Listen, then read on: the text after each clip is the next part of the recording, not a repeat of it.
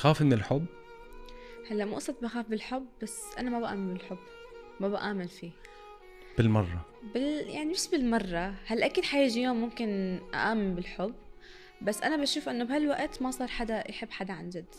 يعني ممكن حدا يكون بس يعني معجب بحدا أو مكرش عليه، بفكره عم يحب، بس يرتبطوا بعد فترة بيمل منه، خلص بيصيروا يتخانقوا بيفصلوا.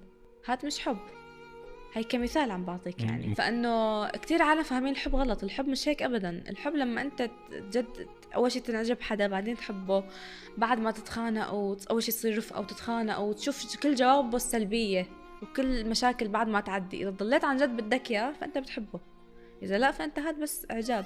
فهلا صار كل حدا يحب حدا يا اما لمصاري او لشهره او لمصلحه معينه، او انه بيكون اعجاب. فأنا هاي القصص كلها مش مقتنعة فيها. إنه أنا عندي شغلي، لسه عمري 17 سنة، لسه عندي مستقبل، وأنا الحمد لله بهالعمر وناجحة، لسه بقدر أعمل شيء أكتر. إنه ما حلهي حالي بهالأمور هلأ صراحة. يعني انت الحب مش انه مش مآمنة فيه، بس مأجلتيه يمكن.